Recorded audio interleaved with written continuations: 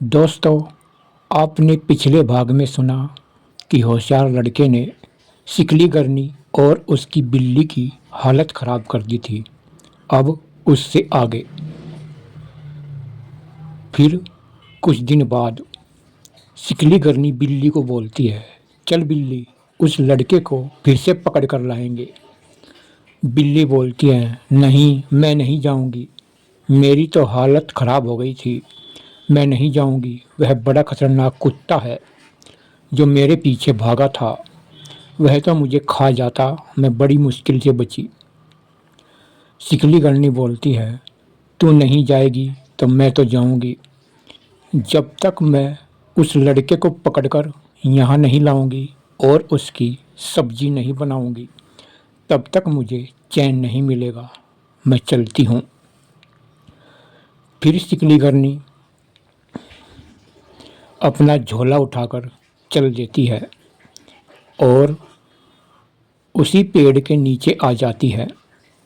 वहाँ फिर से होशियार लड़के का छोटा भाई छोटू पेड़ पर बैठा रहता है और गरम गरम पूड़े खाता रहता है और बोलता है, आज तो बहुत अच्छे पूड़े हैं। आज तो गरम गरम पूड़े खाने में मज़ा आ गया। कितने अच्छे पूड़े लग रहे हैं, बहुत मीठे हैं। वह पूड़े खाता रहता है। तभी शिकली करनी पेड़ के नीचे आती है। वह वेश बदल कर आती है और बोलती है, बेटा पूड़ा दे दे। छोटू बोलता है, तू फिर आ गई। पहले तो तेरे पीछे हमने कुत्ता भगा दिया था, तो फिर से आ गई। वह बोलती है, नहीं, मैं तो पहली बार आई हूँ बेटा। वह तो मेरी शौक कोई और होगी। मैं तो आज पहली बार आई हूँ। लड़का कहता है, नहीं, भाग जा यहाँ से। तू वही शिकली करनी है। शिकली करनी बोलते, नहीं बेटा, वो तो मेरी शौक कोई और थी। मैं तो आज ही आई हूँ। एक पूड़ा दे दे, मैं खा लूँगी। लड़का बोलता है, हाथ में ले ले। शिकली करनी बोलती है, हाथ जल जाएगा। मुंह में ले ले, मुंह जल जाएगा। अपने झोले में ले ले, चिकना हो जाएगा।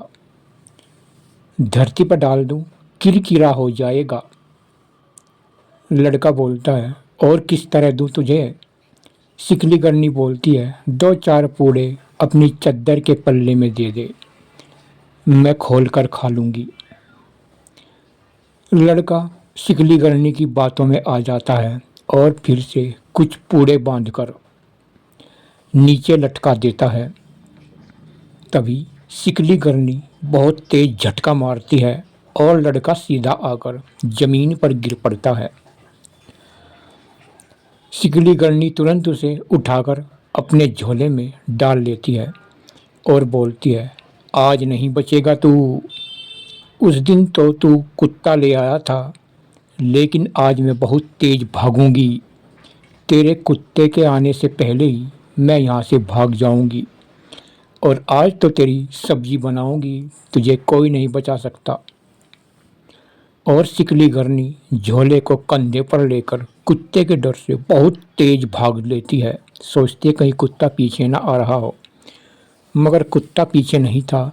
शिकली करनी भागती रहती है और फिर बहुत दूर जाकर रुकती है और उसे सांस चढ़ जाता है। और तभी शिकली करनी की लैट्रिन आ जाती है। शिकली करनी बोलती है, बार बार लैट्रिन करनी पड़ती है, आज मैं नहीं करूँगी। देखती हूँ लैट्रिन कितनी देर रुकती है। और वह फिर चल पड़ती है।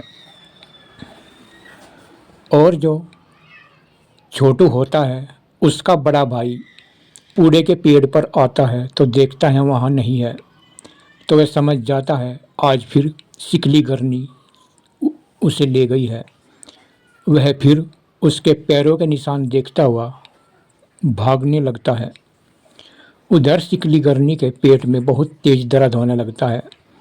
वह बोलती है, क्या करूं, लैट्रिन तो करनी पड़ेगी, लेकिन आज तुझे अपने पास में ही रखूंगी। आज झोले को दूर नहीं रखूंगी और अपने पास ही रखूंगी। देखती हूँ आज तू कैसे निकल कर भागता है। लड़का बोलता है, नहीं नहीं, मुझे अपने पास मत रखना, तेरी बदबू बहुत आएगी। शिकली गरनी बोलती है, चाहे कुछ भी हो तुझे बदबू सहन करनी ही पड़ेगी। आज तो नहीं बचेगा, आज तू इस झोले से निकलकर बाहर नहीं भाग सकता। आज मैं तुझे अपने पास रखूंगी। और उसके बाद शिकली गरनी एक बड़े पेड़ के पास बैठकर लैट्रिन करने लगती है। तभी होशियार लड़का दूर से ये सब देखता रहता है और फिर वह देखता है कि जो पेड़ होता है वहाँ पर मधुमक्खियों का बहुत बड़ा छत्ता है। तो उसके हाथ में गुलेल होती है और वो बहुत तेज गुलेल मधुमक्खी के छत्ते में मारता है। तुरंत सारी मधुमक्खियाँ उड़ने लगती है और शिकली गरनी को चिपट जाती है। शिकली गरनी लोटपोट हो जाती है कि हाय खाली खाली खाली, हाय मुझे मार डाला मधुमक्खियों ने, हाय मार डाला, ये मुझे खा जाएंगी। और शिकली गरनी लोटपोट हुई रहती है और उनसे बचने का प्रयास करती है। कहती है, आज तो मैं मर गई, कोई बचा लो मुझे, कोई बचा लो बचा लो। जितना वो विरोध करती है मधुमक्खियाँ उससे लिपट जाती है और उसको बुरी तरह काटने लगती है। और शिकली गरनी अपना झोला भूलकर बहुत तेज भागती है कि आज तो मैं नहीं बचूंगी, आज मुझे मधुमक्खियों ने खा लिया। और वह बहुत तेज भागती रहती है और फिर भागते भागते अपने घर के पास आ जाती है और वहाँ एक छोटा सा तालाब होता है और उसमें कूद जाती है कि यहाँ पर मैं बच जाऊंगी। मधुमक्खियों से बहुत मुश्किल उसका पीछा छूटता है।